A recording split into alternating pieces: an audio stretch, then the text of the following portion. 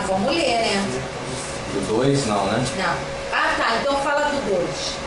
André leu 2, não, André? Não. Fala lá do 2. Não, vamos ver, falar no livro inteiro, gente. Então vai, André, manda ver aí no livro inteiro. Se eu puder te ajudar. Você deixa Fala pra ele eles, falar do fala pra início, eles. você fala do 2. Fala pra eles qualquer comentário eles mandarem aí que a gente...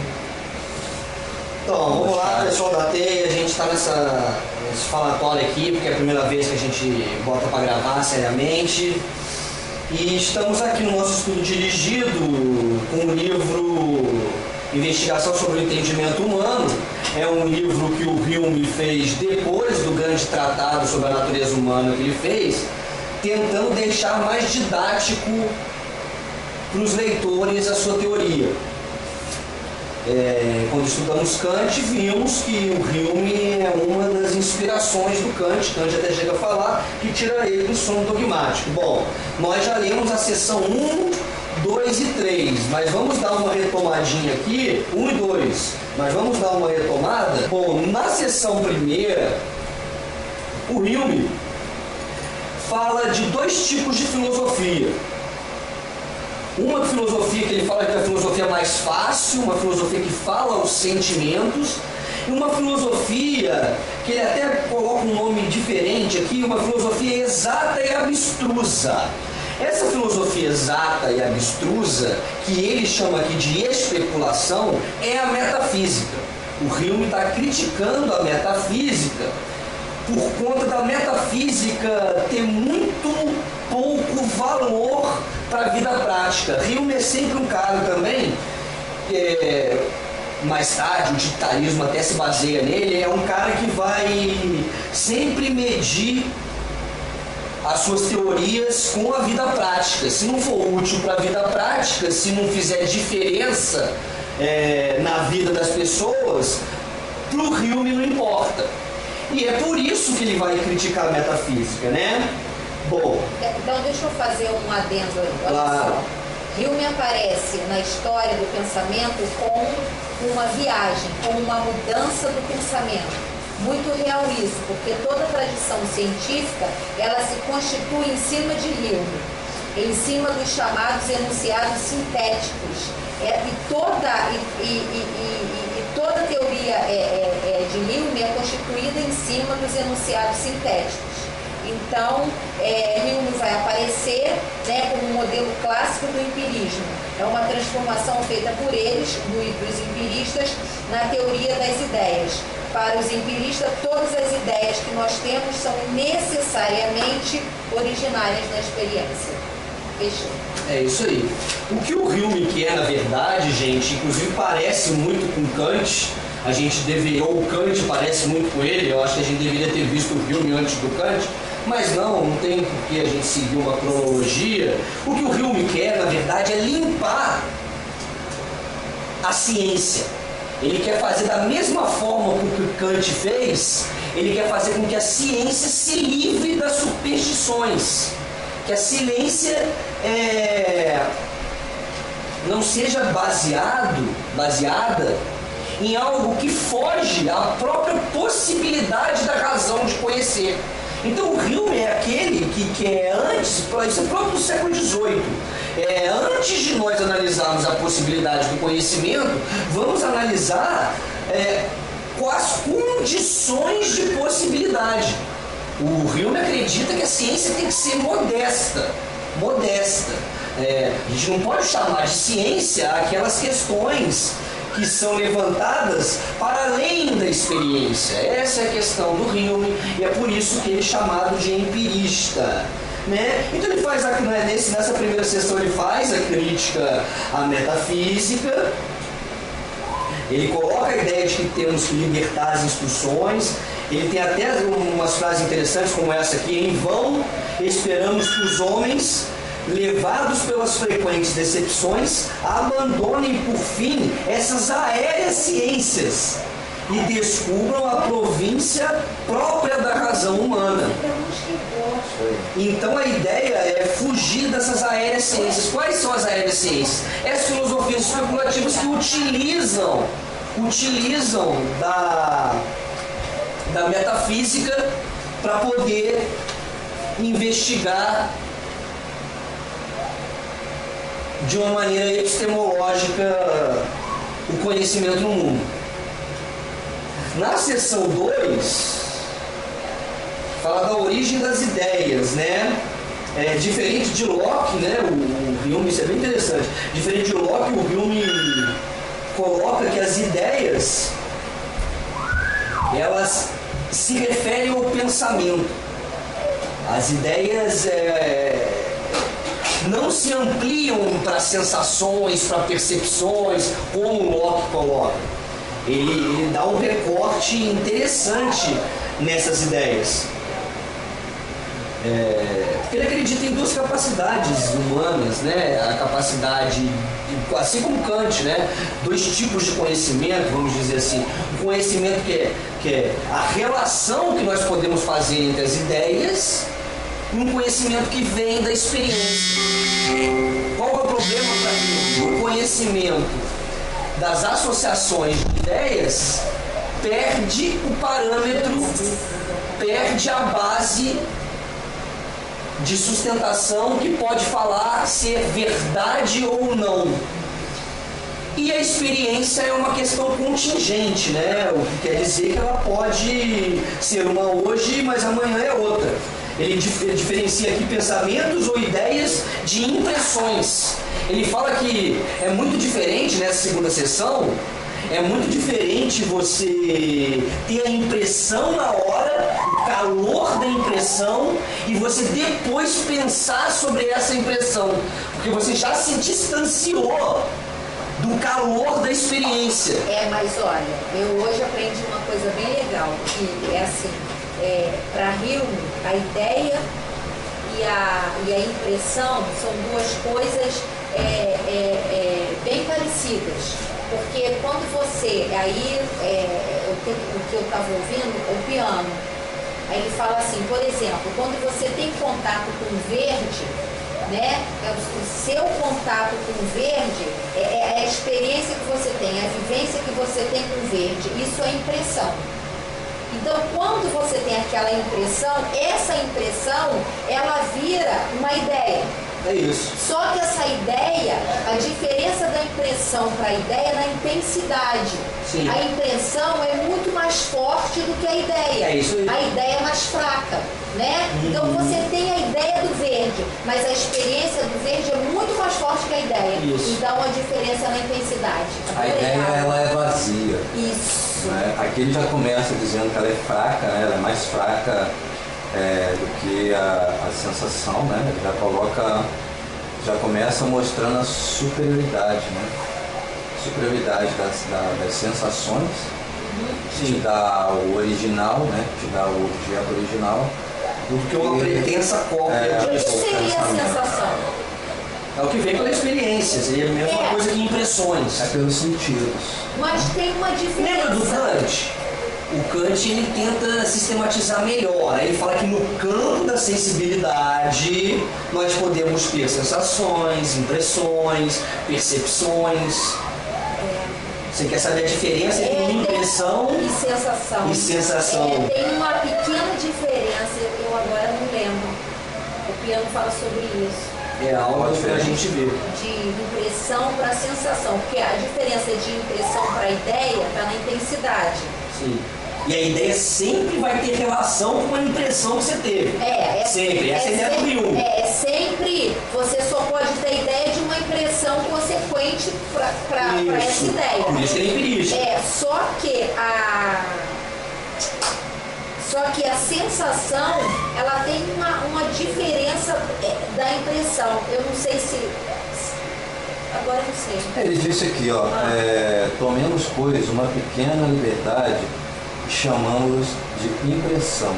Ou seja, ele vai dizer aqui, ó, a outra espécie, né, ele começa falando que vai dividir todas as percepções da mente em duas classes ou espécies. Isso. As quais se distinguem pelos seus diferentes graus de força e vivacidade. E intensidade. Isso, ao menos as menos fortes ou vivazes, ou seja, são comumente denominadas pensamento e ideia. Então está vendo de cima para baixo. a outra espécie não tem nome. Então essa espécie ela não tem nome. Essa segunda espécie, né? E ele vai dizer que vai tomar aí, né? Não tem nome na nossa língua, como em muitas outras. Suponho que por não ser necessário para nenhum fim que não fosse filosófico, ou incluí-las sob um termo ou designação geral. Pessoal, tá falando? Não, cara. Vocês são muito mal educados. E aí, Gabi? Já, aqui já. Ah, já? E aí, Gabi? Não. Ah, tá fedido, hein? Tá suave. Tá igual pai. Tomemos, pois, uma pequena liberdade e chamemo-las impressões, usando a palavra no sentido algo diferente do que geralmente vinha sendo usado. Né? Pelo termo impressão, entendo todas as nossas percepções mais vivazes. Quando ouvimos, vemos, sentimos, amamos, odiamos, desejamos ou queremos. Tá vendo? A impressão não é só a questão dos sentidos. Tem o sentido, mas também tem amor, paixão, ódio, né? As paixões também, eles chamam de impressão. É isso aí. Sim. Ele fala aqui, ele completa aqui. As impressões distinguem-se das ideias, que são as impressões menos vivazes das quais temos consciência. Então as ideias estão realmente numa intensidade menor do que a questão das vivências, né? A questão das impressões. É impressionante, porque o Hume não joga a subjetividade fora, que nem o Francis Bacon, por exemplo, vai fazer. O Hume é um crítico do empirismo do Francis Bacon, né? Que é um empirismo lógico-dedutivo. Na verdade, uma dedução intuitiva, dedução indutiva, algo assim do Bacon. E o do Locke é um empirismo lógico. Você vê que o conhecimento pro Hume, ele é ou da relação entre as ideias que você faz, que é a partir das conexões necessárias, ou da experiência que você faz. Sendo que nas conexões necessárias, o que você utiliza? A matemática, sempre. Então, qual que é a questão dessa relação de ideias? A relação de ideias é sempre feita pelo princípio da não contradição. Portanto, é um empirismo lógico. Mas peraí, André, olha só. Hume tem um capítulo que fala só sobre conexões necessárias. Sim. E o que são as conexões necessárias? Na natureza não existe conexão necessária. Quem faz a conexão necessária é o espírito. Por hábito. E repetição. Porque falou que o negócio da matemática já estava explicando. Por isso que pelo princípio da não contradição. Hábito e repetição. Por quê? Porque é por conceitos. Olha só, ele é empirista. Então você sempre tem que ter uma impressão antes de fazer daquela impressão uma ideia, correto? Correto. Então o que acontece? Você pode ter impressões diferentes, mas o seu espírito coloca como impressões sempre juntas. Por conta da sua vivência. Por exemplo, fumaça. Sempre quando você vê fumaça, você vê algo quente. Você vê uma fumaça longe, você mesmo não tendo a experiência, você faz a conexão de que aquela fumaça é quente. Mas aí o Piano coloca isso bem claro. O Piano coloca assim, a natureza, ela não nos engana, né? A natureza, ela é repetição e descontinuidade. Então ele disse o quê? Que você faz, quando você está diante do calor, você precisa da experiência do calor, não é? Então você tem experiência do calor e o seu espírito faz. O calor é quente. Isso. Então, mas esse calor, por exemplo, esse calor, ele não tem obrigatoriedade de ser quente. A natureza ela é digna, mas amanhã esse calor pode ser frio. Sim. A gente confia então na natureza. É isso que ele falou. Ele falou que a natureza não nos engana. Que é aquela parte do Platão. Isso, ele falou que é Platão. Aí ele falou que é a contemplação e a contração que Deleuze vai usar. Eu assisti hoje o Piano, ó. Eu uma piada. Adorei. Agora que você falou é legal, porque você tem a primeira parte lá do Platão, Isso. que são a icasia, né? Que são imagens, fantasmas, sombras, e a segunda já são os objetos, que são os objetos técnicos, né? Que precisa da crença. A pistis é a crença. Então é essa crença que nós temos que faz Isso. que a gente já faz essa contração do espírito. Isso, é isso aí, essa contração. Aí isso que ele falou, aí ele ainda falou assim, se a natureza, se a gente não fizesse as conexões necessárias, ele falou assim, vamos supor que se a natureza fizesse conexão necessária, ela acabaria. Já pensou se o passarinho fizesse a conexão? Eu me jogo do penhasco e caio, e morro. Né? Parece um certo naturalismo, fazia a conexão de se jogar do penhasco e não voar e morrer. Então, se a natureza fizesse conexão necessária, não existiria a natureza. Por isso que é o espírito que faz, é meu, é do homem, mas é por conta da repetição e do hábito.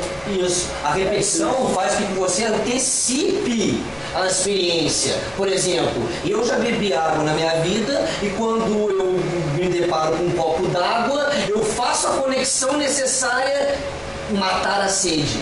Eu ligo água com matar a sede. Antes de eu beber a água, eu já antecipo que eu matarei a sede. E é por isso que eu continuo agindo do mesmo modo. O Hilmer vai dizer que é isso que senão você dá um passo à frente, você não sabe se o outro passo que você der vai ser para frente mesmo. Então, você já começa a ter uma... Isso. Se a natureza não... Se sacaneia, como se a natureza não mudasse sempre, se ela... a gente só faz essas conexões essa natureza por conta da nossa experiência. Senão a gente não iria fazer essas conexões. E aí cabe pensar, cabe conceber, por exemplo, que ao soltar uma lapiseira ela vai para cima e não para baixo. Eu só falo que ela vai para baixo porque por hábito eu já fiz essa conexão necessária. Mas é possível e nada impede que você conceba. Aí isso não é nada contraditório para ele. Não. Porque a natureza não é contraditória. Essa que é a questão. Show. Isso aí.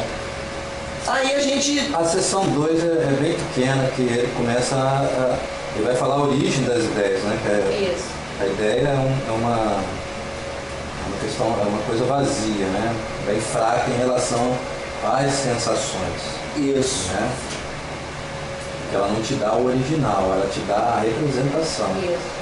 Daquela impressão que você teve, daquela vivência sua, né? Isso aí. Da experiência. Sim, e aí ele dá ele avança nessa questão do a priori. Porque é o a priori. Qual que é a ideia? Ele fala, não é possível o conhecimento que não tenha experiência como base. Isso não é possível, mas por hipótese, vamos pensar num conhecimento sem experiência. Como ele seria? Ele seria a priori. E aí ele começa a identificar que é isso que a metafísica tenta fazer. E é por isso que a metafísica não é uma ciência. Aquilo que a gente viu em Kant, ele fala que a metafísica não pode ser ciência, quem abriu, na verdade, toda essa questão foi Hume. E você falou aqui muito bem que a natureza não nos engana. O Kant falou outra frase, que a natureza nada faz em vão. Então os dois têm uma linha muito parecida, né? O Kant, ele só sistematizou. Tem uma parte da seção 3... Se a gente vai colar de quem? O Kant é alemão, né? Bom, vamos entrar na seção 3, que tem uma parte da seção 3 que ele fala, ainda não teve um filósofo que investigou esses a priores. Aí o Kant falou, opa, me deixa aí. Aí ele foi lá e investigou. É como se fosse assim, vamos lá. Começa a ler, gente. Seção 3. 3. Da associação de ideias. Agora, como essas ideias são associadas, né? Isso. Da associação de ideias. É evidente que... Alguém quer ler? Não, pode ir, vai. É evidente que existe um princípio de conexão entre os diversos pensamentos ou ideias do intelecto e que, No se apresentarem à memória ou à imaginação, são introduzidos um pelos outros com um certo grau de método e regularidade. Em nosso pensamento, ou raciocínio mais sério, isso é tão visível que toda ideia particular que vem interromper a cadeia ou sequência regular de ideias é imediatamente descoberta e rejeitada. E mesmo em nossos devaneios mais doidos e extravagantes, em nossos próprios sonhos, a análise nos mostrará que a imaginação não procede inteiramente ao acaso, é aquilo que a gente falou, mas há sempre uma conexão entre as diferentes ideias que sucedem umas às outras, e sempre baseado lá na impressão que se teve. Se nos dessemos ao trabalho de transcrever a mais livre e desconzida das conversas, observaríamos imediatamente que havia um elo qualquer a ligá-la em todas as suas transições. E se tal elo faltasse, a pessoa que rompeu o fio do discurso poderia informar-nos de que uma sucessão de ideias se desenvolvera em segredo na sua mente, afastando-a pouco a pouco do assunto da conversa. Entre diferentes línguas, mesmo quando não se pode suspeitar da menor conexão ou comunicação entre elas, observa-se que as palavras expressam as ideias mais complexas, as palavras que expressam as ideias mais complexas correspondem, sem embargo, aproximadamente umas às outras. Prova concludente de que as ideias simples, compreendidas nas ideias mais complexas, foram ligadas por algum princípio universal, cuja ação abrange por igual toda a humanidade. Embora o fato de as diferentes ideias se ligarem umas às outras seja demasiado evidente para ter escapado à observação, não vejo, olha o que eu falei, que algum filósofo tenha procurado enumerar ou classificar todos os princípios de associação. Ora, este é um assunto que bem parece merecer um pouco de atenção. Quanto a mim, creio existirem apenas princípios de conexão entre as ideias, a saber, a semelhança, a contiguidade de tempo ou lugar e a causa ou efeito. Ninguém, acredito eu, terá muita dúvida de que estes princípios sirvam para ligar ideias. Uma pintura conduz naturalmente os nossos pensamentos para o original. A menção de uma aposento numa casa desperta naturalmente uma pergunta ou um comentário a respeito dos outros. E, se pensarmos no ferimento, dificilmente podemos nos furtarmos a ideia de dor que o acompanha. Mas talvez não seja fácil provar, para a satisfação do leitor, ou mesmo de nós próprios, que a enumeração é completa e não existem outros princípios de associação além destes. Tudo o que se pode fazer em tais casos é examinar uma série de exemplos e observar cuidadosamente o princípio que liga os diversos pensamentos, uns com os outros, sem nos determos enquanto não tenhamos tornado o princípio tão geral quanto possível. Né? O Hume ele fala que é possível as condições gerais. Né? O Kant aproveita disso. As condições gerais são possíveis, então é possível fazer uma ciência. Agora, uma ciência empírica, não uma ciência metafísica. Essa é a diferença. Quanto mais exemplos examinarmos e quanto mais cuidadosos formos no exame, mais seguros ficaremos de que a enumeração daí deduzida é inteira e completa. Não dá só para saber se tem mais gente acessando, não? Não sei se é por causa disso aqui, ó. Será que eu tenho que tirar isso aqui? Não sei. Esse X, vamos ver. Aperta o X. Aí. Ué, vai sair, pô. Cancelar. Não sai. O que está escrito ali? Vamos ver. É Luciano Batista Broad. Eu sei que na outra vez que eu mostrei pra Ana, aparecia a quantidade, né? É. Agora aqui eu não estou conseguindo. Aí o Leandro participando. Não dá pra saber. É isso aí, Antinho. E Antinho tá falando que o filme despertou ele do sono dogmático. Isso é verdade. Porque dogmático pro Hume, pro Kant também vai ser depois, mas pro Hume já eram os metafísicos. O metafísico é aquela da filosofia abstrusa. Ele fala de dois tipos de filosofia, uma fácil, uma outra outra difícil, que a difícil tinha o mérito da investigação, mas que a fácil tinha o mérito de fazer, de ecoar mais na vida prática, né? As pessoas não... Parece que aquilo que a abstrusa fazia não tinha a ver com a vida prática. Essa é a crítica do Hume à metafísica. A crítica é: a metafísica fica em devaneios que superam e muito. Então, uns vão dizer que o utilitarismo foi baseado no Hume, mas eu vejo um certo pragmatismo aqui em diversas frases. Essa relação aí que você colocou é bem isso.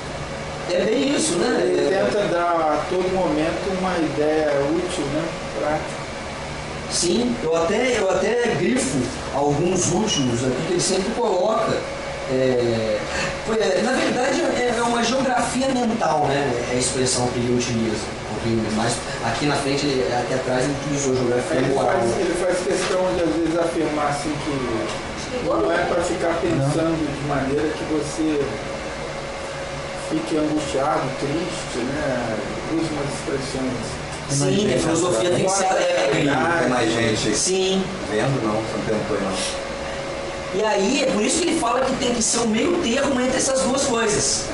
Ele é muito prático. Tem que ser esse termo entre essas duas coisas. Ele é bem prático mesmo. Se não puder avançar, é por isso que ele afasta a ciência metafísica. Ele fala que não é nada prático. Mas a gente ficou com a dificuldade da expressão ideias inatas. Ideias inatas? Ideias inatas tem vários. Nós estudamos isso. Isso foi na 2, né? Mas ela tem uma nota rodapé, entendeu? Sim. Falando das ideias inatas. É provável que os que negaram as ideias inatas quisessem simplesmente dizer que todas as nossas ideias eram cópias de nossas impressões. Aí eu grifei ali embaixo. Por outro lado, a palavra ideia parece ser comumente tomada no sentido muito lato por Locke. É aquilo que eu estava falando mais cedo um pouco. E outros, como designando qualquer de nossas percepções, sensações e paixões, além dos pensamentos. O Hume não dá essa... admitimos estes termos, impressões e ideias no sentido explanado acima, do Locke, e entendendo por inato o que é original, e não a cópia de uma impressão anterior. Podemos afirmar que todas nossas percepções são inatas, e que nenhuma de nossas ideias o é. Aqui é uma crítica feroz. A percepção é A inata. ideia- A ideia não é inata. Por isso que a ideia Isso. não é inata, porque Isso. você primeiro tem a impressão, Isso. então não pode ser inata mesmo. Isso, e o inatismo é defendido, lembra do Descartes? É defendido pelo racionalismo. O Descartes, naquele momento do cogito ergo sum, é o momento que ele tenta se livrar da subjetividade. O que o Hume está falando aqui, é por isso que ele cai no ceticismo, não é possível se livrar da subjetividade. Isso não é possível. Mesmo as conexões necessárias, que às vezes você já fez uma conexão de uma conexão, que a impressão fica tanto para trás, que você pensa que aquela conexão necessária não tem a ver mais com a experiência, mesmo essa conexão necessária, o Hume vai falar, ela apenas aparenta que não tem a ver com a experiência. Ele chama isso. Ela na verdade, ela é fruto de conexões baseadas em diversas experiências, diversas ideias que foram baseadas em diversas experiências e ideias simples e complexas, né? Ele chama isso de ideia de contrabando. Ideia de contrabando. Interessante, legal. Então, associação de ideias é isso aí, né? Isso. Mesmo essa conexão de ideias, que eu ia falar, mesmo essa conexão, associação de ideias, tanto faz, ele vai falar que é baseado na experiência. Isso não olha o que eu notei aqui. Para existir deve haver experiências. Estamos presos na experiência. Exemplo, fumaça e fogo.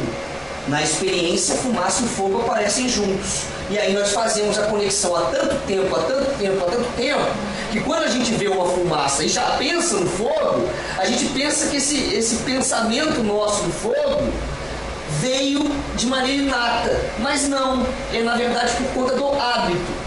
É o hábito que fez. Porque às vezes você faz tantas conexões, Luciano, que aí você faz uma conexão da conexão, conexão da conexão da conexão, que aí você perde o lastro, aparenta perder o lastro da experiência, da impressão que baseou isso tudo. Aqui. Mas o que o Rio me fala é que isso é apenas uma aparência. Na verdade, isso é fruto do hábito que é algo. Por que você fala do naturalismo e tem alguma razão? O hábito é algo determinado pela natureza humana. Todo ser humano, é por isso que ele fala que a filosofia é parte da natureza humana. Porque todo ser humano faz essas conexões necessárias. Mas você faz as conexões necessárias por conta da natureza, André. E da natureza do ser humano. Não, você faz isso por causa da natureza. Quem te dá é o que o Piano falou. Quem age por repetição e aquilo que não é consistente, a natureza. É o sol que sai todos os dias, então. E você é uma parte da natureza, por isso você age assim também. Mas o que ele diferenciou bem é que você contempla essa natureza, por isso você faz isso, por seu espírito faz isso, porque você contempla a natureza, e aí você faz a contração, porque senão você não faria. O que ocorre Deixa bem claro isso. É que a repetição, na verdade, essa contração que nós fazemos, isso causa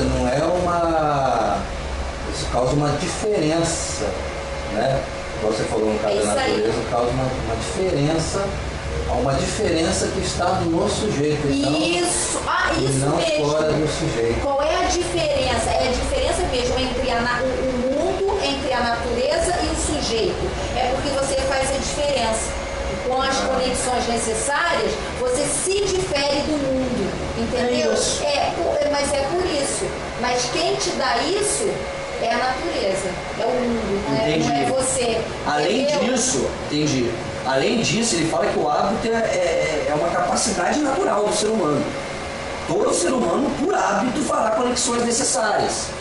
E é por isso que ele fala que a curiosidade filosófica é algo que pertence a todo e qualquer ser humano. E ainda fala assim o Piano, você já viu um centauro? Mas tem uma crítica aí. Essa conexão, aí acho que vai discordando do André, porque não é o ser humano. Não é a natureza. Quer dizer, ainda não é o ser vivo.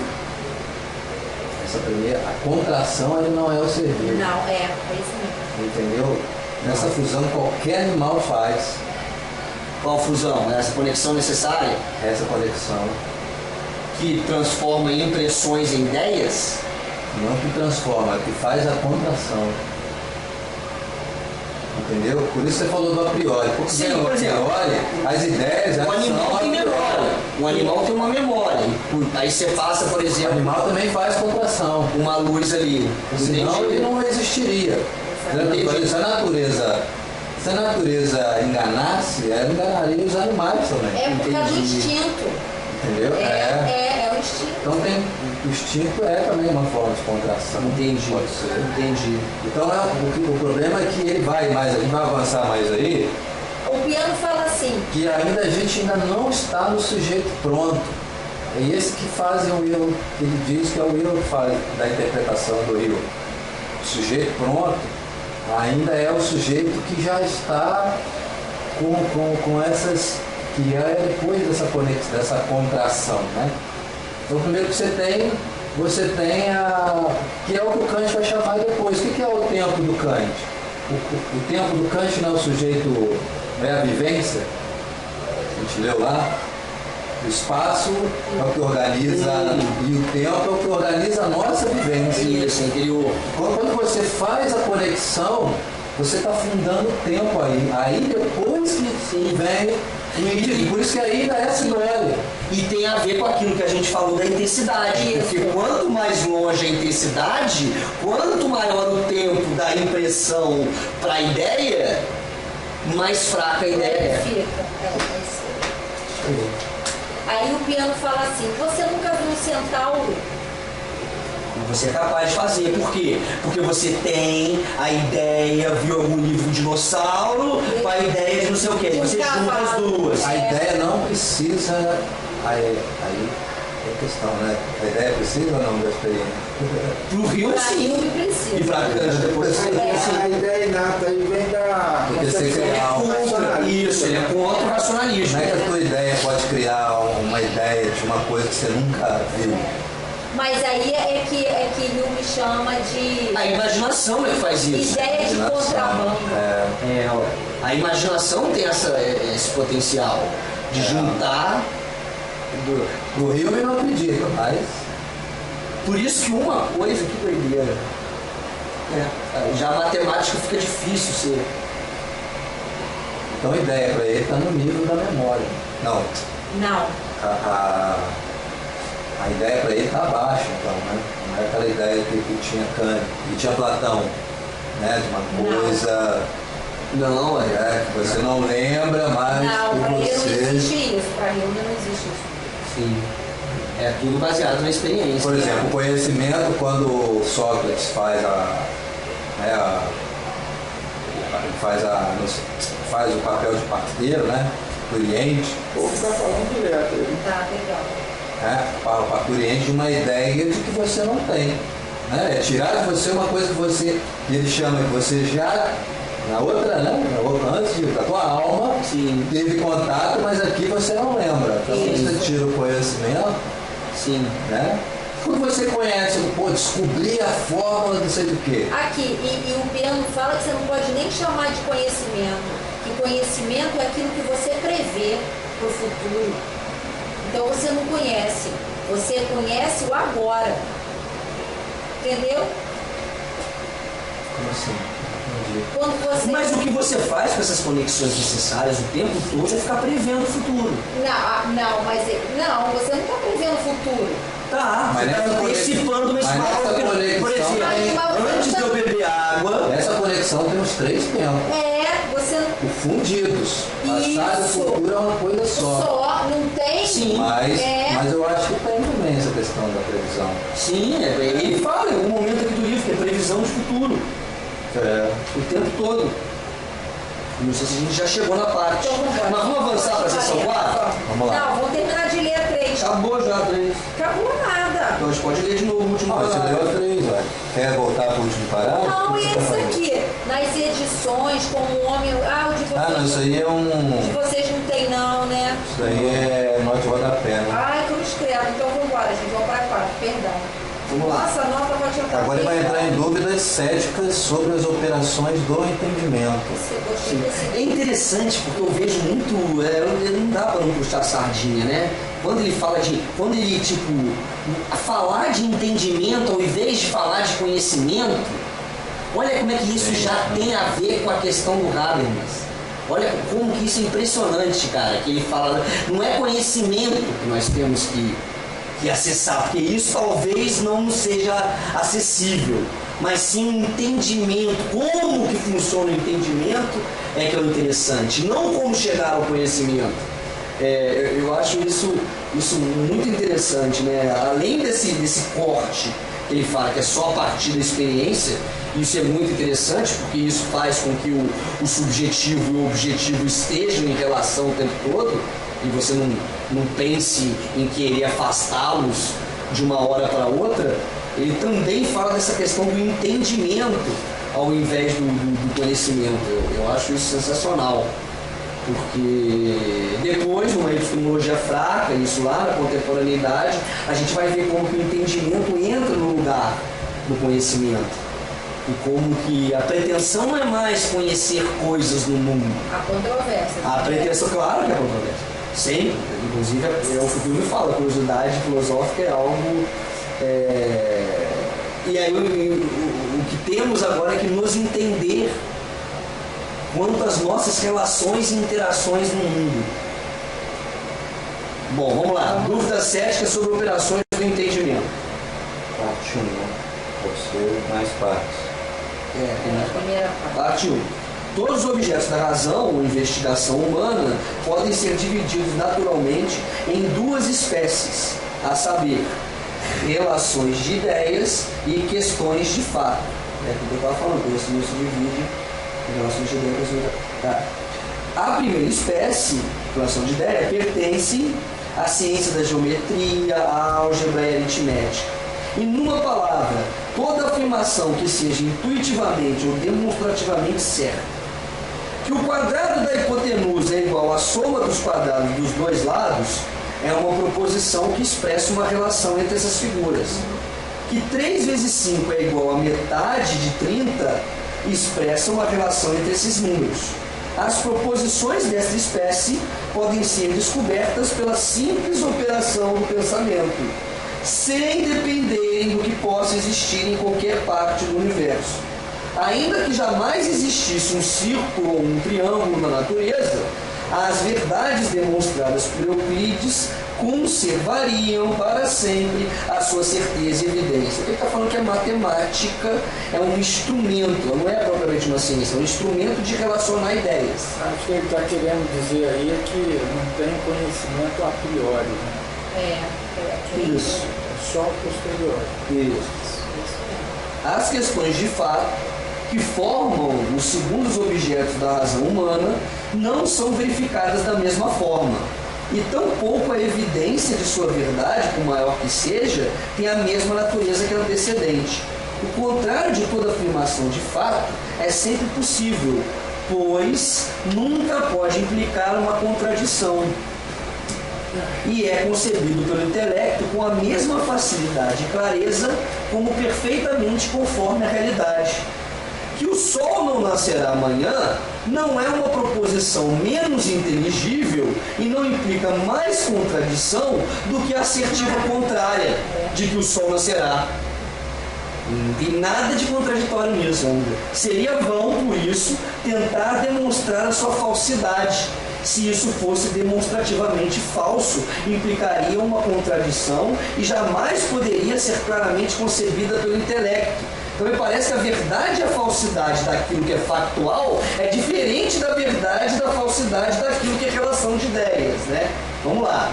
Talvez seja, pois, interessante indagar qual é a natureza dessa evidência que nos garante qualquer existência real e questão de fato, além do testemunho atual de nossos sentidos ou dos registros de nossa memória.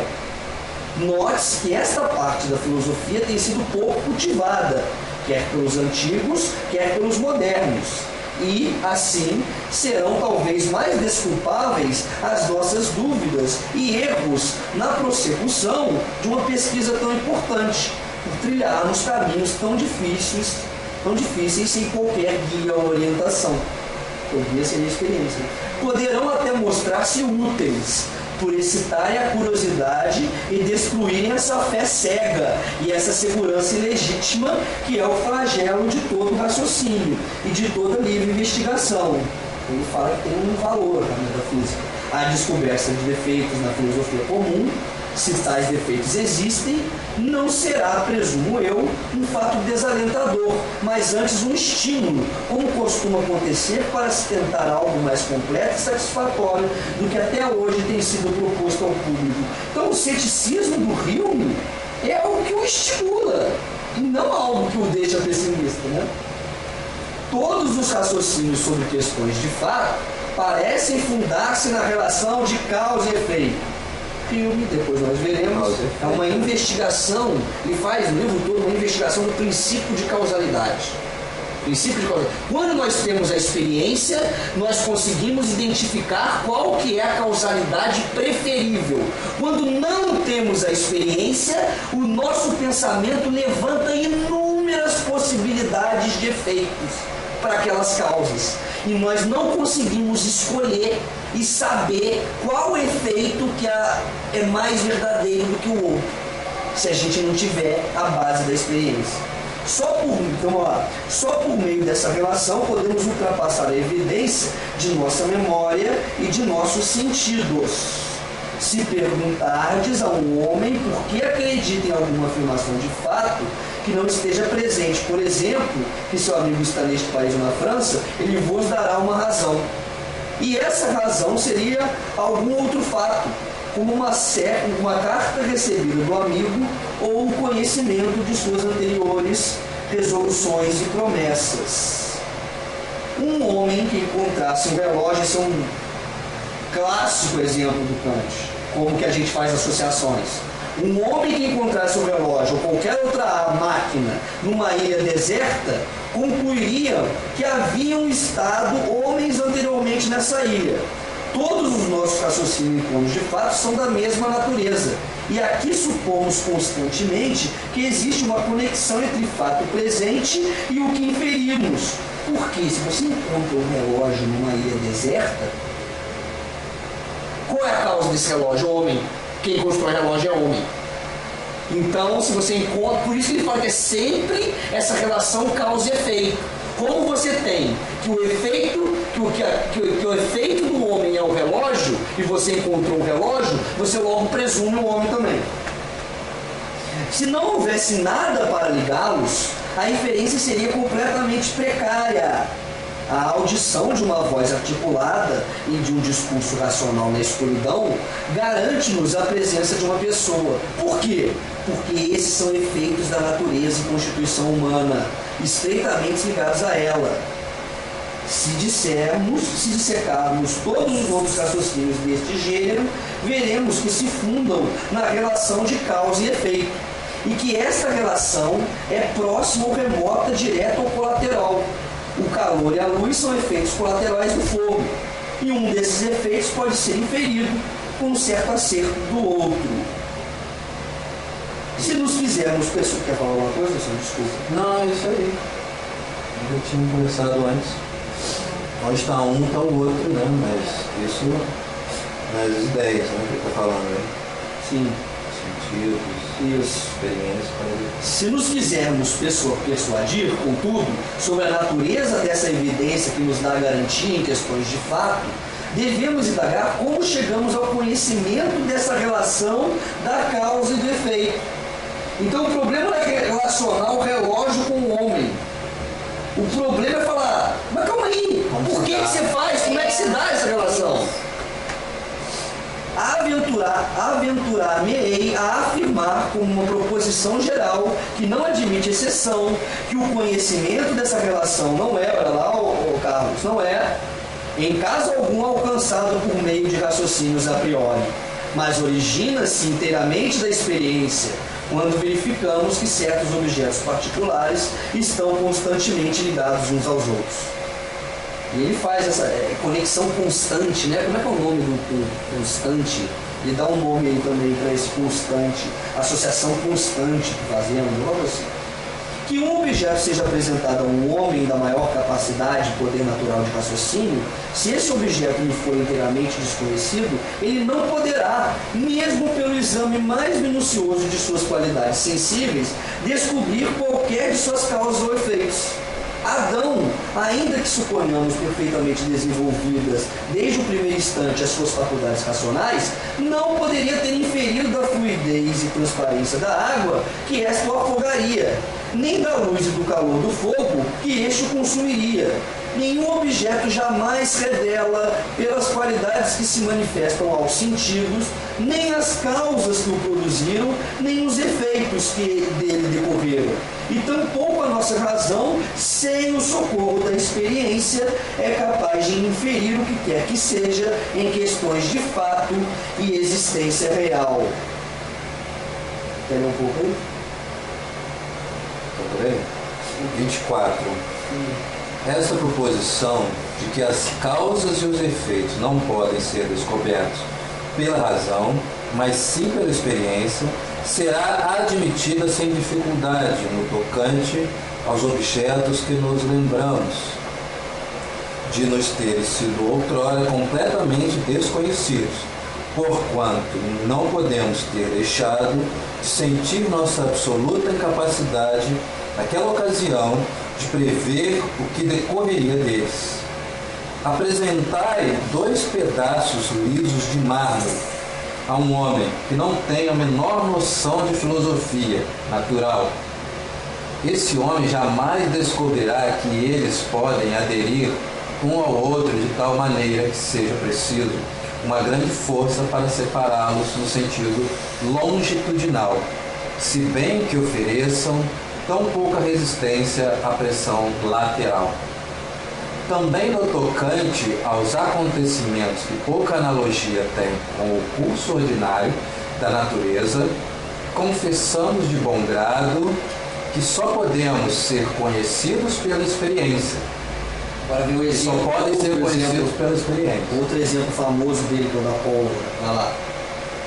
Nem há quem imagine que a explosão da pólvora ou o poder de atração do ímã pudessem ser descobertos mediante argumentos a priori.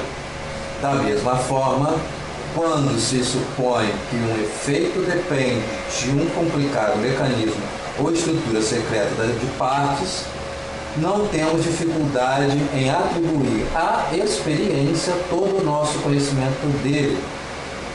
Quem afirmará que pode apontar a razão primária de serem o leite e o pão alimentos adequados ao homem, mas não aos leões e tigres? Mas é possível que a mesma verdade não apareça à primeira vista tão evidente no que se refere a acontecimentos com que estamos familiarizados desde que viemos ao mundo. Eu falei das conexões e desconexões. Acontecimentos que têm estreita analogia com o curso ordinário da natureza e que passam por depender das qualidades simples dos objetos, sem qualquer estrutura desconhecida. Inclinamo-nos a crer que poderíamos descobrir esses efeitos pela simples operação de nossa razão, sem experiência. Acreditamos que, se fôssemos trazidos de repente a este mundo, poderíamos ter inferido desde o primeiro instante que uma bola de bilhar comunicaria o seu movimento a outra bola por impulso e que não seria preciso aguardar o acontecimento para nos pronunciarmos com certeza a seu respeito. Tão grande é a influência do costume que, nos casos em que é mais forte, não apenas cobre a nossa ignorância natural, mas esconde também a si próprio e parece não existir simplesmente, porque é encontrado no mais alto grau. 25. Mas as reflexões seguintes talvez bastem para convencer-nos de que todas as leis da natureza e todas as operações dos corpos, sem exceção algumas, são apenas conhecidas pela experiência. Se algum objeto nos fosse apresentado e nos pedissem para nos pronunciarmos sobre seu efeito, sem consultar a observação passada, de que maneira, pergunto-vos, deveria proceder o intelecto nessa operação? Força-lhe será inventar ou imaginar algum acontecimento que ele atribuirá ao objeto com seu efeito. E é evidente que essa invenção deverá ser inteiramente arbitrária. O intelecto jamais... Eu gosto dessa palavra de arbitrária. Ele fala que esse pensamento que vai além da experiência, ele é arbitrário. Isso aí. O intelecto jamais poderá encontrar o efeito na suposta causa, mesmo pelo mais acurado estudo e exame, porquanto o efeito difere radicalmente da causa. E por isso não pode de nenhum modo ser descoberto nela. O movimento da segunda bola de bilhar é algo muito diverso do movimento da primeira. Nem há o que quer que seja num deles para dar mais leve indicação do outro. Uma pedra ou um pedaço de metal erguido no ar e deixado sem nenhum apoio cai imediatamente. Mas quem considera esse fato a priori poderá descobrir na situação alguma coisa que surgira a ideia de um movimento para baixo e não para cima, ou qualquer outro movimento na pedra ou no metal. E assim, como a primeira imaginação ou invenção de um efeito particular em todas as operações naturais é arbitrária, é arbitrária quando não consultamos a experiência. Também devemos considerar como tal o suposto liame ou conexão entre a causa e efeito, que os liga um ao outro e torna impossível resultar qualquer outro efeito da operação dessa causa. Quando vejo, por exemplo, deixei de exemplo, né? É o mesmo. Uma bola de bilhar mover-se para outra linha reta, mesmo supondo-se que o movimento da segunda bola me viesse casualmente ao pensamento, não poderia eu conceber uma centena de outras ocorrências a originar-se dessa causa? Não seria possível que ambas as bolas ficassem em absoluto repouso? Não poderia a primeira bola voltar em linha reta ou ressaltar a segunda em qualquer linha ou direção? Todas essas suposições são coerentes, concebíveis. Por quê? Por que então dar preferência a uma delas que não é mais coerente e concebível do que o resto? Todos os nossos raciocínios a priori jamais nos poderão apontar uma razão para esta preferência. Eu também gosto dessa palavra aí, preferência. Numa palavra, pois, todo efeito... Oi? Todo efeito é uma causa corrente de sua... Isso. É uma ocorrência distinta de sua causa. Não pode, por isso, ser descoberto na causa. E sua primeira invenção ou concepção a priori... 25, o último parágrafo do 25. Ah, você não tem 25, né? Não, pode que eu Numa palavra, pois, começa assim. Todo efeito é uma ocorrência distinta de sua causa. Não pode, por isso, ser descoberto na causa. E sua primeira invenção ou concepção a priori deve ser inteiramente arbitrária. E mesmo depois, isso aí que Kant vai tentar dar uma corrigida, e mesmo depois que ele foi sugerido sua conjunção com a causa, não parecerá menos arbitrária, visto existirem sempre muitos outros efeitos que devem parecer a razão tão coerentes e naturais quanto esse. Seria em vão, pois, que pretenderíamos determinar qualquer ocorrência particular ou inferir qualquer causa ou efeito, sem o auxílio da observação e da experiência. O Leandro mandou uma pergunta aqui. Aí, gente, legal. Daí? Vamos ver aqui o que o Leandro mandou, ó.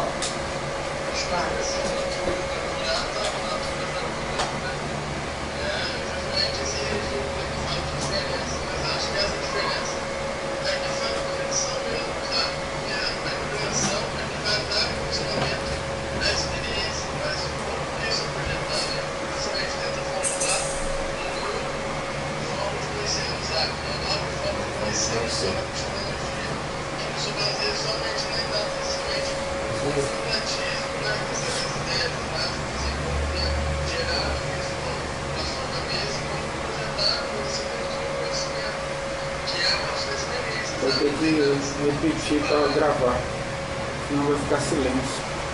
Quer gravar ali? Não, repete a questão dele aí para poder... Quer botar ele perto? Não sei. Não, repete vocês, vão ficar... Ah, eu? É a pergunta dele. Para registrar lá, André. Tá, o Leandro fala do naturatis naturandis, que é a diferenciação que o natura naturandis e natura naturatis, né? O Spinoza chega a fazer essa diferenciação. O Hume está dizendo que essa, na verdade, é uma relação aproximada entre essas duas coisas. Vamos ouvir novamente a pergunta dele, que foi grande e a gente não pegou todos os detalhes. Natura natural.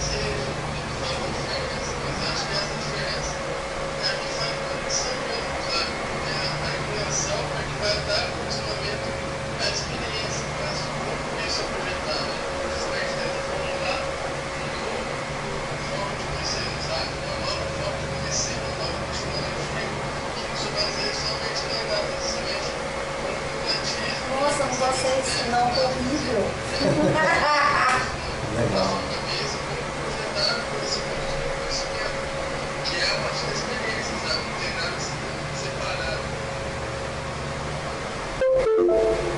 Não, outra vez aparecer a quantidade de gente. Foi mais uma consideração do que uma pergunta. Só olhando. Ele fala que essa foi a diferença da gente para a natureza. Aquela nossa... Que a gente chegou a falar alguma coisa nesse sentido? Falamos. É a diferença da gente para a natureza que faz essas conexões? Isso. A diferença. É a diferença. Está na diferença e não na repetição. Porque a natureza é a repetição. Isso. Nós fazemos a fusão. Isso, E fundamos. Nós não, na verdade o O Espírito. espírito. O Espírito funde, né? O tempo. E aí você cria, aí você tem aí o servil. Isso. Entendi. As conexões. Então a fusão é diferente da associação, da repetição. E essa repetição, ela não tem nenhuma ligação uma com a outra. Não. O fato do sol... Que nem a nossa, né? Que nem a nossa fusão. O fato do sol nascer hoje, nascer amanhã, nascer depois da manhã, não tem nada a ver com nada. É contingência. Entendeu? Isso aí. Entendi. É nós que fazemos essa associação. Entendi. Nós aplicamos...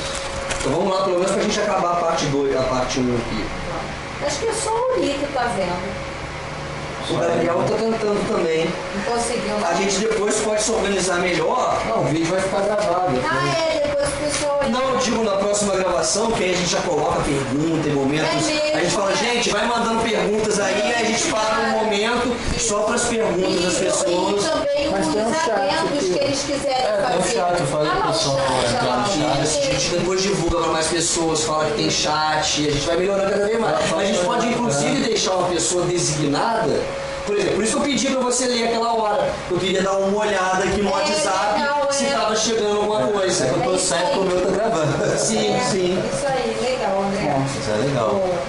Então vamos lá. E quem quiser igual fazer o Tem um link delay. deles, Ele é atrasado. dar uma... Participa. Participa, caiu. isso aí, Participa. legal. Olha o dedão. Mas dá pra... Isso aí dá pra fazer... É a teia ficando alto nível, high-tech. Luciano do departamento de A gente tem que usar todas as formas aí, todo mundo usa, a teia não pode, né? Olha, podem anunciar na Mas teia, aí tá? teria Nós que trazer ele queremos... mais pra cá pra pegar o ambiente. Todo mundo, né? Ô, Carlos, dá pra botar uma webcam Mas aí tem que ser um ali? celular potente. Ah, mas eu também. deixei Então, lá a no gente escritório. traz, Eu não põe é- a web ali, ó. Eu não é um celular hoje tão não dá bom. mais. Não, Próxima a gente isso, prepara. põe a web ali. Meu celular não é tão bom, mas se tiver um celular bom, que é bem maior um pouquinho, É uma resolução da câmera melhor, né? Não é importante ser maior, não. geralmente o maiorzinho tem tudo melhor, né? O meu até tem, mas tá vendo como é que a imagem já tá um pouco... Teria que Olha como é que a imagem um local. desse programa fica bem alto, né? É, porque aí pega. A imagem você achou ruim? Mais ou menos. Não, ela tá um pouco, tá vendo ó, como é que ela tá? Isso é a resolução da câmera. Da câmera, né? Ligada assim. Mas Porque a câmera da frente é pior um pouquinho. é pior um pouquinho. Então tinha que ter pegado de trás e desviado, né? É. Usado de trás. Interessante. Tem quantas visualizações aí, por exemplo? quiser Só fazer. você. Não dá pra ver, cara. Não sei porquê. Lembra quando você falou que tá lá no Você link? não tá achando. Olha lá, o link tá no... Eu tô com medo de clicar e deletar. Então vamos embora. Vamos terminar de ler. Vamos terminar. Não sei se é em O link tá eventos apagado que no clica. offline. Não sei se é ali Não na... tá verdinho. Não sei se é por causa desse offline, algum desses três aí. Ou é no Events, ou é clicar no meu nome ali, ó. Ou é clicar nesse offline. Aqui embaixo não é, porque o negócio tá falando negócio de monetização. Mas geralmente naquela vez que eu te Tamo ao mandei, vivo, hein, galera? Então vambora, gente. naquela vez que eu te mandei, tava aparecendo 1, 2, 3. Tava direitinho. Deve ter bastante gente A aí. gente promete que na Se próxima alguém vez vai ser estiver aí online, manda mensagem no chat aí, faça uma pergunta boa. e a gente responde. A gente não, eles. Eu não. Vamos lá, vamos embora. Vamos Vai. começar aqui. 26, Luciano. Vai aí. Podemos descobrir assim o motivo porque nenhum filósofo que fosse racional e modesto jamais pretendeu apontar a causa última de qualquer operação natural ou mostrar distintamente a ação da força que produz qualquer efeito particular no universo. Isso é uma crítica metafísica que sempre quis essa ideia de causa última. Né? Ele fala que podemos descobrir assim, um motivo porque nenhum filósofo que fosse racional e modesto, ele quer uma filosofia mais modesta. Ele acha que a metafísica não é nada modesta, quer saber coisas que ela não tem a possibilidade de saber. Reconhece-se que o supremo esforço da razão é reduzir os princípios causadores dos fenômenos naturais a uma concepção mais simples e reportar os numerosos efeitos particulares a umas poucas causas gerais por meio de raciocínios baseados na analogia, na experiência e na observação. Mas quantas causas dessas causas gerais seria em vão que tentaríamos descobri-las? Essas causas das causas é o que o Kant vai chamar da coisa em si. Essa não é possível descobrir. Então, é possível fazer uma ciência de causas gerais. Não, subiu. Aqui, mas o meu tem elasticidade, gravidade, coesão, não tem não? Mas não é possível fazer uma ciência das causas gerais. Aonde? Aqui. Só clicar aqui que bom. Não sei se vai... Mas aqui é um vídeo só, tá vendo? Aí que é a questão. Vai chegar ainda, vai chegar ainda. Será que foi? Mas quantas causas dessas causas gerais? Eventos, não sei se tem offline. Você acha que caiu? Não caiu não. Aqui tá gravando, olha. Tá indo, olha lá. Só cai se fizer isso aqui, ó. Saiu. Não, tá gravando. Não tá gravando. Ué. É só você clicar lá de novo que volta. Ele só faz isso então, Luciano. Fecha a janela. Ele fecha a janela offline, né? Pode clicar aí.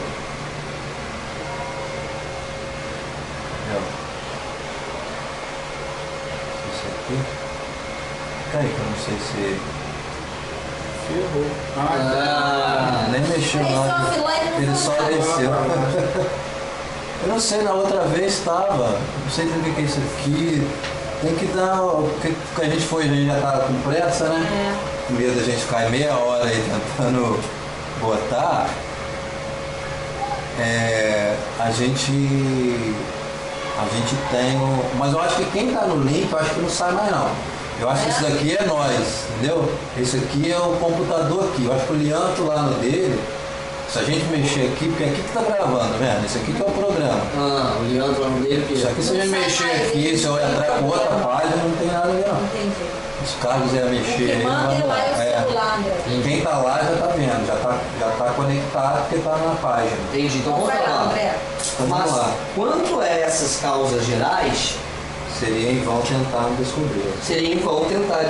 Mas quantas causas dessas causas gerais seria em vão que tentaríamos descobri-las? E tão pouco encontraremos jamais uma explicação delas que nos convença plenamente. Essas origens e princípios primeiros são completamente fechados à curiosidade e à investigação humanas. Elasticidade, gravidade, coesão de partes, comunicação de movimento por impulso, são essas provavelmente todas as primeiras causas e princípios que nos será dado descobrir na natureza. E podemos considerar-nos suficientemente felizes se, por uma acurada investigação e raciocínio, conseguimos reportar os fenômenos particulares a esses princípios gerais, ou pelo menos aproximá-los deles. A mais perfeita filosofia natural outra coisa não faz senão entreter durante algum tempo a nossa ignorância, como talvez a mais perfeita filosofia moral ou metafísica serve apenas para descobrir mais vastas regiões da ignorância. E assim a observação da cegueira e da fraqueza humana é o resultado de toda a filosofia e vem ao nosso encontro em todas as esquinas, a despeito de nossos esforços para evitá-la e fugir-lhe. Então a gente percebe que o ceticismo, a a metafísica é importante, A metafísica porque investigando ela, você consegue perceber que as coisas que tem lá não podem ser provadas de um ponto de vista da experiência. Portanto, são devaneios e você começa a se conscientizar da sua ignorância quanto a diversas coisas do mundo. Tá aí a positividade do ceticismo do Hume. Fala, Luciano, desculpa.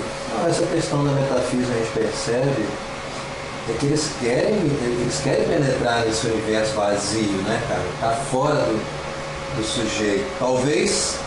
Talvez há alguma coisa na experiência que não seja, né? Eles estão tentando mapear, fazer esse mapeamento da experiência, da razão, né?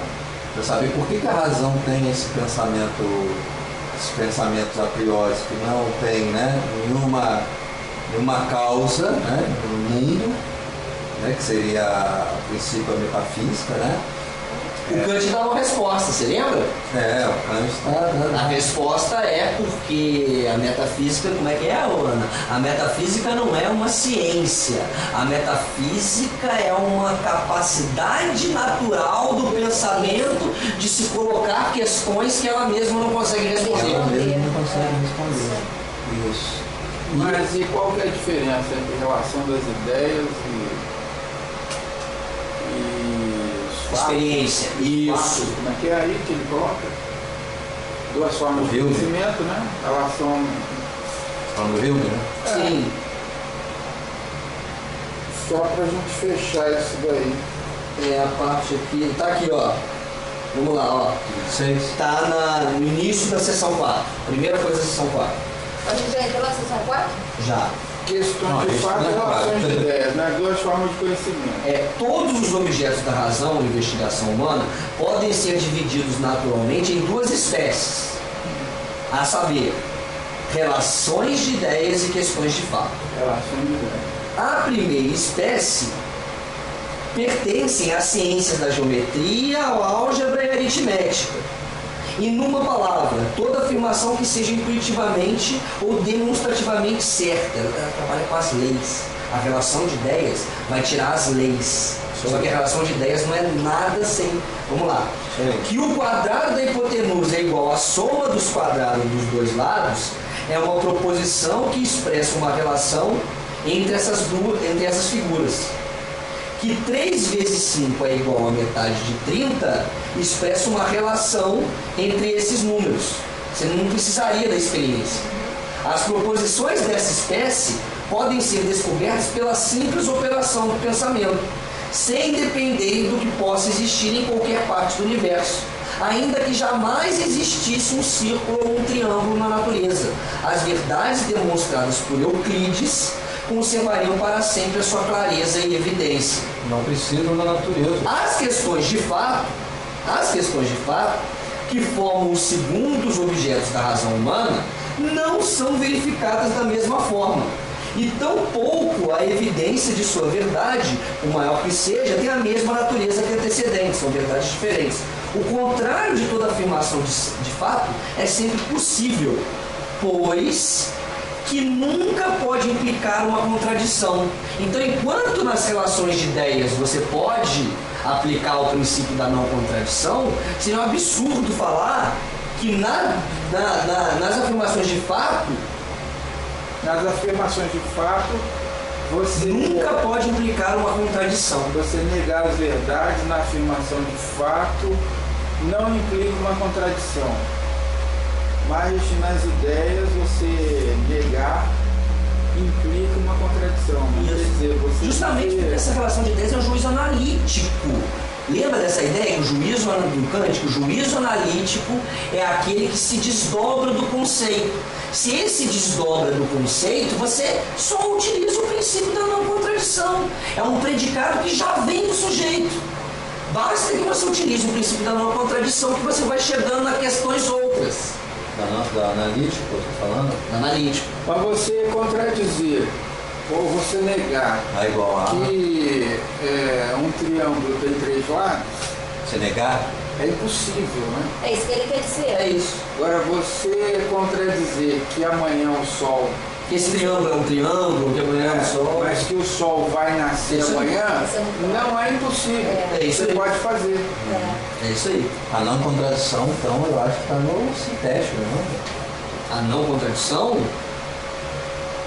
Não. Você A não pode. contradição do analítico. O sintético é aquele que amplia o conhecimento, lembra? A bola é verde. Pelo princípio da não contradição, você não consegue da bola tirar o verde. Agora, pelo princípio da não contradição, você consegue tirar da bola o redondo. Não, você Essa é a questão. Você utiliza o princípio. Contradição é você dizer que uma coisa é uma bola, né? A bola é bola, a bola não é bola. Isso, Isso é uma contradição. isso. Não analítico, o que você disse. Mas o que ele diz, por exemplo, um triângulo já é característica do triângulo. Isso É o é o que você tentou falar antes. Por quê? Porque do conceito do triângulo você já retira os três lados. Se você disser que o triângulo Por isso, você não, falar que o né? triângulo tem dois lados é uma contradição. Isso. Agora, já no mundo dos fatos, não funciona da mesma forma. É isso que ele está falando aqui. Você não consegue fazer contradição. Por exemplo, a bola é verde. Não basta, o que quer dizer é o seguinte, não basta o princípio da não contradição para você fazer a relação entre o sujeito bola e o predicado verde. Você vai precisar de uma outra coisa, que coisa é essa experiência. Você vai lá e viu a bola, aí você fez a relação. Você não pode dizer que a bola é verde.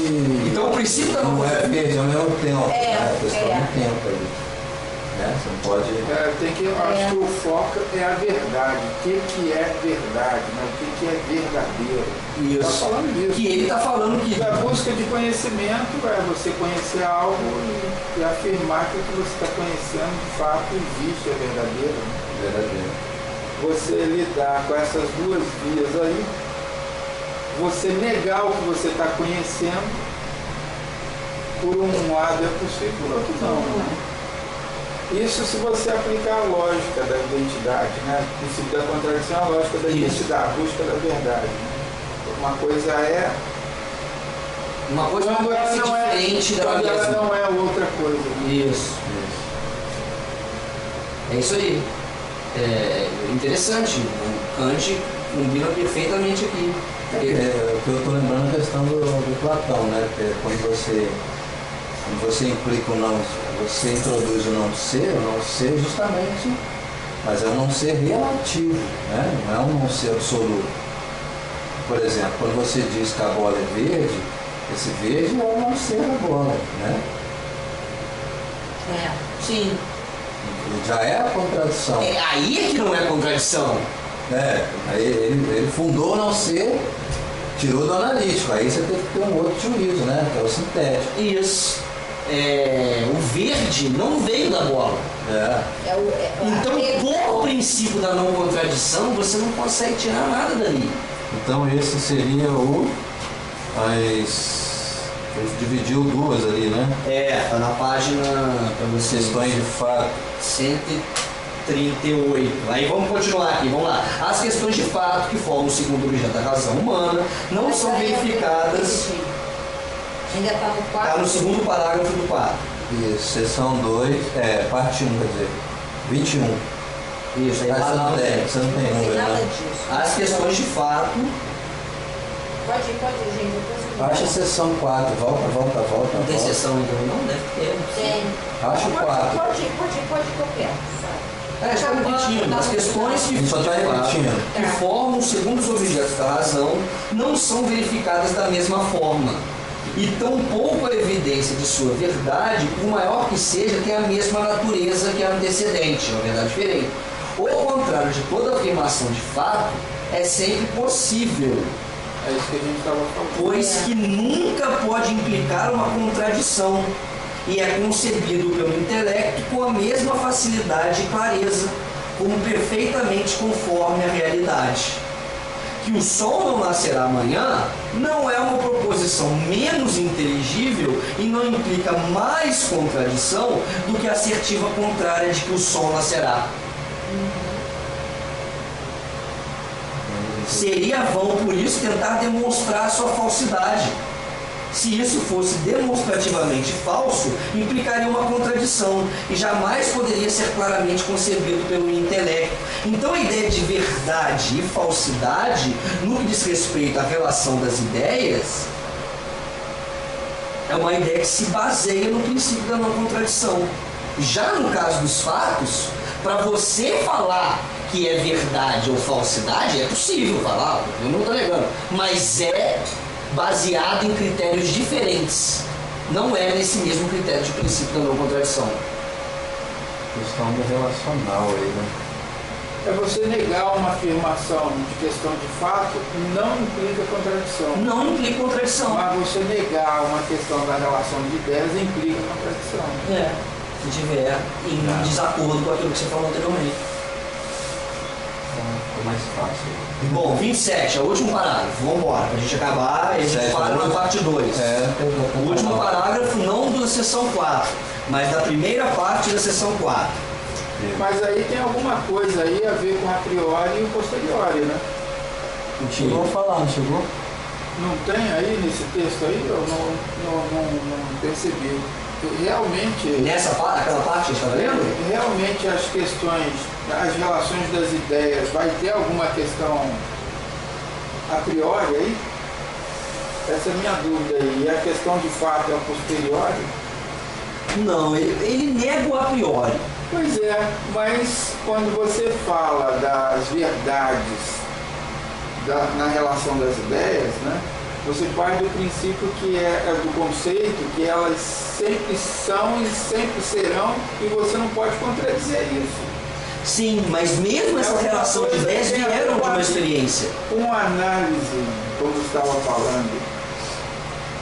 É porque, olha só, dois tipos de conhecimento para o Rio, né? A relação de ideias e a experiência. E os fatos, experiência. Estou chamando aqui de experiência. Lá na relação de ideias, nem é bom chamar de experiência por conta disso que eu vou falar agora. Lá na relação de ideias, essa relação de ideias só é possível por conta da experiência. Por isso que não é a priori. Mas por isso que eu estou em dúvida. Porque o texto deixou uma dúvida aí. Entendi. Será essa que parte? porque para ele, até o conceito de Deus vai ser desmembrado por experiências que você teve de bondade, etc. Ele né? fala até você elevar a máxima potência a bondade que você teve experiência. Aí você chega à ideia de Deus. Mas quando ele está falando na relação das ideias, o princípio da contradição, dá a entender que a coisa já era assim, ou sempre foi assim. Você não pode... Associação de ideias? O Luciano e a Ana chegaram a falar, eu acho que antes de você chegar... Nesse texto aí ele fala, passou despercebido alguma coisa. Vamos lá, vamos continuar então naquela parte que a gente parou aqui atrás. A gente foi lá no Ou se tem alguma 21. contradição dele. Vamos lá, ó. Talvez seja, logo depois daquilo que eu estava falando lá do Sol, Interessante. talvez seja coisa interessante indagar qual é a natureza dessa evidência que nos garante qualquer existência real e questão de fato, além do testemunho atual de nossos sentidos ou dos registros de nossa memória. Note-se Além, tá vendo? que esta parte da filosofia tem sido pouco cultivada, quer pelos antigos, quer pelos modernos, e assim serão talvez mais desculpáveis as nossas dúvidas e erros na prossecução de uma pesquisa tão importante. Ele está dizendo aí que não sabe, sem dúvida. É isso? Talvez seja coisa interessante indagar qual é a natureza dessa evidência Perguntar qual é a natureza. que nos garante qualquer existência real e questão de fato, além do testemunho atual de nossos sentidos ou dos registros de nossa memória. Mas ele está falando do quê? De uma realidade sem sentido. Isso. Sem a questão do sentido. Então ele abriu a possibilidade de existir a Que dúvida. foi o Kant que buscou essa oportunidade, né? Não, ele já está Isso aí, né? metafísica ainda, né? Sim. Mas ele vai relacionar Ele isso fala que isso é uma realidade. Ele vai relacionar isso com as ideias? Uma realidade que não tem Não, como. vamos ver. Eu quero ver. Vamos ver. Além do testemunho atual dos sentidos dos registros da nossa memória. Note que essa parte da filosofia tem sido pouco cultivada, quer pelos antigos, quer pelos modernos. E assim serão talvez mais desculpáveis as nossas dúvidas e erros na prossecução de uma pesquisa tão importante, por trilharmos caminhos tão difíceis, sem qualquer guia ou orientação. Poderão até mostrar-se úteis, isso é que é interessante, por excitarem a curiosidade e destruírem essa fé cega e essa segurança ilegítima que é o flagelo de todo raciocínio e de toda livre investigação. A descoberta de defeitos na filosofia comum, se tais defeitos existem, não será, presumo eu, um fato desalentador, mas antes um estímulo, como costuma acontecer, para tentar algo mais completo e satisfatório do que até hoje tem sido proposto ao público. Não, ele não relacionou com a relação de ideias, porque a relação de ideias vem da experiência. Mas essa é a questão aqui, ele está tentando. Isso, aqui ele está tentando falar, será possível uma relação de ideia que não tenha nenhum contato com a experiência?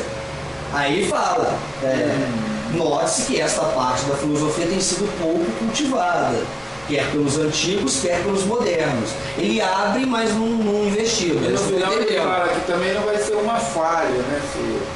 No final aceitar uma limitação ali, né? Ele fala, dá esse sentido. E assim serão talvez mais desculpáveis as nossas dúvidas e erros na prossecução de uma pesquisa tão importante, por trilharmos caminhos tão difíceis sem qualquer guia ou orientação. Poderão até mostrar-se úteis, por excitarem a curiosidade e destruírem essa fé cega e essa segurança ilegítima que é o flagelo de todo raciocínio, de toda livre investigação. Ele acha uma saída para poder iluminar o racionalismo. Isso, essa filosofia especulativa e do racionalismo que está fazendo a metafísica, ela tem uma utilidade. A utilidade é mostrar o quanto que nós não conhecemos as coisas, e a partir disso nós não vamos ficar desanimados, pelo contrário, é aí que a gente vai animar. Essa é a ideia dele. Mas aonde vai a ideia? Aonde ele chega? Porque ele, por enquanto, ele está tateando e como é que ele chega lá? Mas aí que Vamos ver esse último parágrafo aqui, vamos ver o que ele falou. ele vai chegar. As questões de fato ficou muito claro, né? Sim. Mas as ideias... Eu acho, na minha singela opinião, é o que eu falei para você. Para mim, a relação de ideias vem do hábito. Então, de alguma maneira, vem da experiência. Não, só da experiência. Mas o que é que ele faz? Não sair disso, não. O Kant já tenta fazer uma coisinha aí diferente. Mas Que é mostrar um sintético a priori. Falou, como é que ele vai chegar? Isso, aí tem ele que está falando ler. das ideias, né? Ele está dizendo assim, ó, tem um limite aí que eu não conheço. Tem uma área aí que é... Na sequência disso que a gente leu, ele fala assim, todos os raciocínios sobre questões de fato parecem fundar-se na relação de causa e efeito. Ele volta na questão de fato. Só por meio dessa, e agora ele quer falar da causa e efeito, só por meio dessa relação podemos ultrapassar a evidência de nossa memória e de nossos sentidos. Se perguntardes a um homem por que acredita em alguma afirmação de fato que não esteja presente, por exemplo, que seu amigo está neste país ou na França, ele vos dará uma razão. E essa razão seria algum outro fato. Tá entendendo?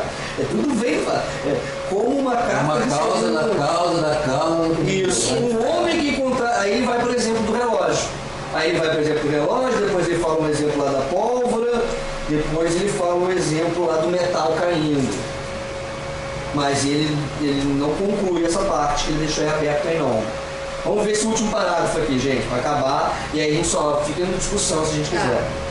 Nem pode mais a geometria, quando solicitado seu auxílio pela filosofia natural, remediar esse defeito, ou conduzindo-nos ao conhecimento das causas primeiras com toda essa exatidão de raciocínio que a faz tão justamente celebrada. Todos os diversos ramos da matemática partem da suposição de que a natureza estabeleceu certas leis de operação, tá vendo? Não, gente, é isso que é matemática, lei de operação. A causa primeira é a metafísica, né? A causa primeira É a metafísica. É a metafísica. Causa primeira. Ele Quando fala a gente fala metafísica, às vezes a gente fala Ele causa fala que os primeira, mais princípios fácil. matemáticos seria isso que você está querendo levantar, o Carlos. Ele fala dos princípios matemáticos. Só que qual é o problema dos princípios matemáticos? Precisa de um cara para poder resolver. Aí na relação de causa e efeito, será que ele não vai chegar a isso não? Porque causa e efeito tem a ver com fatos e ideias, né? Porque você tem um fato. E o que tem antes desse fato? Ele vai caminhar para onde? Ele parece que ele morre na natureza aí. Ele não fala Não. Mas eu acho que essa ali já é o antes que o Carlos está querendo dizer, né, cara? Esse já é o antes. É o que a gente estava A ideia falando temporal aqui. vai entrar aí em causa. Aqui onde ele fala do a priori. Isso, ó. vai, né? Então, a ideia temporal. Achei, ó. Se nos quisermos persuadir com tudo sobre a natureza dessas evidências, que nos dá garantia em questões de fato, devemos indagar como chegamos ao conhecimento dessa relação causa e efeito. Causa primeira, está procurando a causa primeira desse causa efeito. Vamos Aventurar-me-ei a afirmar como uma proposição geral, para ele é proposição geral, não é causa primeira, que não admite exceção, que o conhecimento dessa relação não é, em caso algum, alcançado por meios de raciocínio a priori. Ele já descarta isso mesmo. Mas origina-se inteiramente da experiência. Então, mesmo a relação de ideias vem em algum momento da experiência. Porque o Kant vai botar isso a priori. Ele O não deixa priori que do faz Kant isso. não está Mas ele coloca algum porém aí, porque ele lá em cima colocou um porém. Não.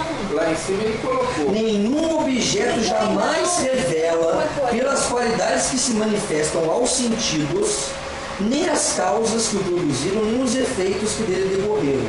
E tão pouco a nossa razão, sem o socorro da experiência, é capaz de inferir o que quer que seja em questões de fato e de existência real. Ele De não fato. porém não. Ele está falando Precisa questões de fato. experiência. Ele está falando questões de fato ainda. Mas Ele as está na ideias segunda também, parte. Lá no início que ele fala das ideias, do a Agora priori. é tudo questão de fato.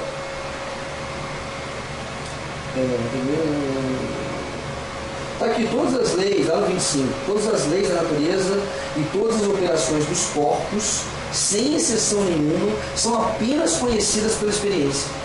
O intelecto jamais poderá encontrar o efeito na suposta causa, mesmo pelo mais acurado estudo e exame, porquanto o efeito difere radicalmente da causa. Aí Você não consegue encontrar a causa pelo efeito. Você precisa da experiência para juntar os dois. Não tem jeito. É isso. Só pelo pensamento você não fará a relação entre causa e efeito. Para fazer a relação entre causa e efeito, você tem que ter tido a experiência. Você tem que ter tido a experiência de que aquele copo d'água causou o efeito de te matar a sede. Senão você não vai olhar para aquele copo d'água da mesma forma que você está olhando agora. Você só olha para aquele copo d'água e fala, isso é água, estou com sede, vou tomá-lo. Só porque em algum momento você teve essa experiência. Ele fala que você só faz. Ele fala que as ideias elas são separadas, né? Na natureza você não tem, é uma coisa aqui, outra ali. Isso, quem junta somos nós. Você é que faz a justa posição. Sim. Mas elas não estão. Faz a fusão, né? Isso, mas elas não. Elas estão justapostas lá. Isso, mas você faz a justa posição porque na natureza elas são, como é que eu digo, espalhadas, sei lá, não tem esse lugar comum que a gente dá para elas. A gente que faz a justa posição, mas cada uma é uma. É a gente que faz isso. É o espírito, né? Não falo, tá. Nós, o espírito. nosso espírito. É o espírito. é nós. Mas o espírito ele só faz isso. Ele só faz isso por conta das impressões. E só existem as impressões por causa da experiência. Senão não acontece. Ele fala isso logo de cara. A gente pensa em experiência, contato com uma coisa, né? É uma impressão dos sentidos. Só de você. Na verdade, a questão do movimento que você recebe. Isso. É aquela faculdade, aquilo que entra pela sua faculdade da sensibilidade. Isso aí. Aquilo que te afeta. E por isso que você... Receber movimento e Isso desenvolver. você falou assim, amor, paixão. Isso tudo conta. Não é só ver o verde, ver o sol, tocar. É sentido, não é? Sim. Vai continuar na 27? Vai, não, a gente tem que terminar esse Vamos na 27 pra gente terminar aí, 9h30 já. Nem pode jamais a geometria, quando solicitar o seu auxílio pela filosofia natural, remediar esse defeito, conduzindo-nos ao conhecimento das causas primeiras, com toda essa exatidão de raciocínio que a faz tão justamente celebrada. Todos os diversos ramos da matemática partem da suposição de que a natureza estabeleceu certas leis em suas operações. Empregam-se raciocínios abstratos, quer para ajudar a experiência a descobrir essas leis, quer para determinar-lhes a influência em casos particulares, onde ela depende de distância e quantidade precisas. É, por exemplo, uma lei do movimento descoberta pela experiência que o momento ou força de qualquer corpo que se move está na razão composta ou proporção de seu conteúdo sólido e de sua velocidade. E, por consequente, uma pequena força pode afastar o maior obstáculo ou erguer o maior peso se por um dispositivo ou mecanismo qualquer pudermos aumentar a velocidade dessa força de modo a torná-la superior à sua antagonista. A geometria nos presta serviço na aplicação desta lei ao fornecer as dimensões justas de todas as partes e figuras que podem entrar em qualquer espécie de máquina. Não obstante, o descobrimento da lei em si mesma deve-se apenas à experiência, e todos os raciocínios abstratos do mundo não nos fariam avançar um passo no seu conhecimento. Ele até afirma que a matemática tem uma capacidade de abstração interessante, mas interessante para ajudar a experiência. Quando raciocinamos a priori e consideramos apenas algum objeto ou causa tal como se apresenta ao intelecto, fora de qualquer observação, ele jamais nos poderia sugerir a ideia de um objeto diferente, tal como seria o seu efeito. E muito menos mostrar-nos uma conexão inseparável e inviolável entre os dois. É aquilo que a experiência dá a diferença. Muito sagaz seria o homem que pudesse descobrir pelo raciocínio que o cristal é o efeito do calor e o gelo do frio, sem ter tido notícia prévia da operação dessas qualidades. Tem essa também. Porque você pode dizer, não, mas você não foi, mas se alguém te falou, é uma experiência que você teve. A gente acabou de dizer que a experiência não é, você ouviu. O testemunho é importante. Tem aquela história da bola de bilhar que ele fala. Sim, Ele falou aqui, né, que a história da bola de bilhar. Bate a primeira bola, a segunda, a relação não. Isso. A primeira não tem nada com a segunda, entendeu? Você não Qual é a causa? A ideia é a seguinte: qual é a causa do movimento da segunda bola? Para nós, a causa do movimento da segunda bola é ela entrar em contato com a primeira bola. Só que o Hume fala que isso é por hábito. Nós não temos a condição de afirmar isso categoricamente, de maneira que é possível, sem contradição nenhuma, a gente pensar que a bola vai bater e voltar, que a bola vai bater e ficar parada no mesmo lugar. Não é contradição. O que a gente pensa ser uma contradição, a gente pensa por conta dos fatos da experiência que nós temos. Mas pelo raciocínio não tem contradição nenhuma. Uma bola voltar ou uma bola não sei o que. É só que a gente está acostumado com isso que a gente acha um absurdo. A natureza te dá essa repetição, mas ela não funda essa ideia de que uma bola bate na primeira e vai. Duas ideias separadas.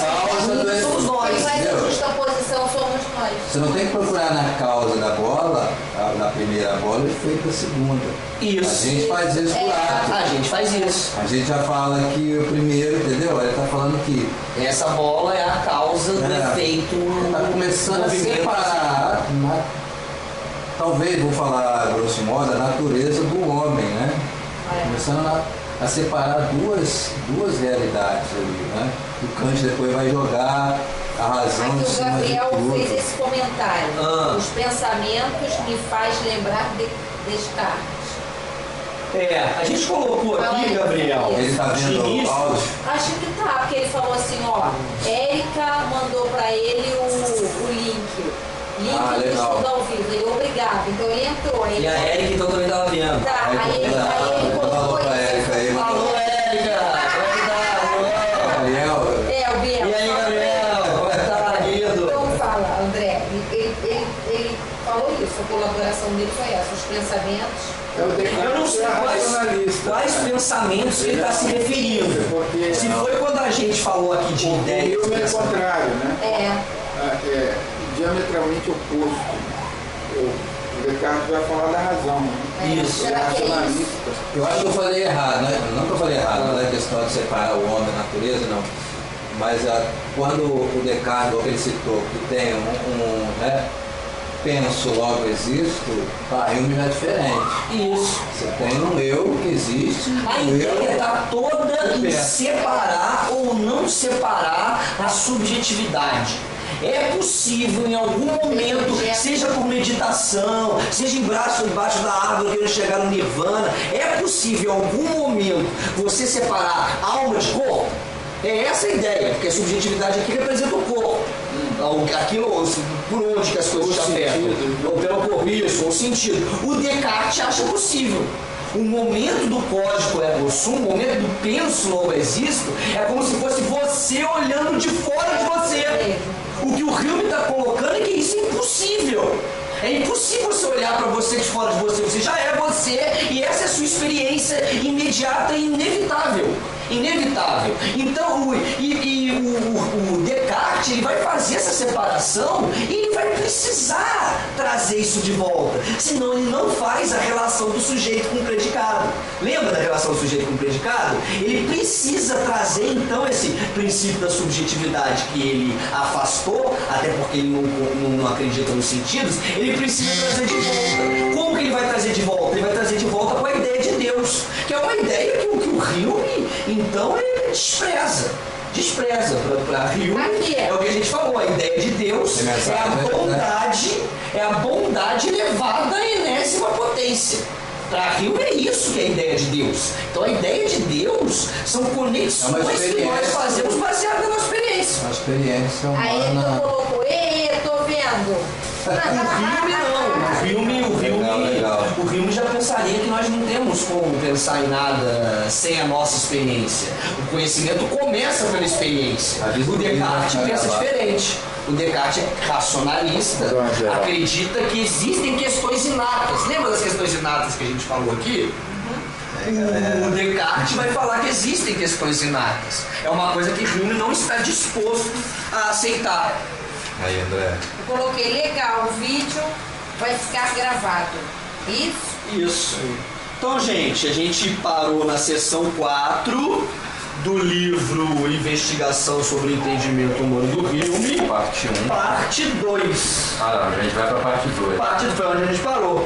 Parte 2. Pra quem tem Vocês que estão acompanhando a gente Pra quem tem a numeração do parágrafo é 28. 28. Para vocês que estão observando a gente, acompanhem que no próximo episódio estaremos na parte 2. Parte 2. E muito interessante, né? Descontraído. A gente vai... Várias pessoas podem vir participar, né? Pode aí. Estão convidados. Se alguém, por exemplo, do Acre está vendo esse nosso vídeo e quiser me pegar uma ponte aérea para trocar uma ideiazinha lá, também não tem problema. É só avisar com antecedência que nós tentamos trocar isso aí. Gente, muito obrigado.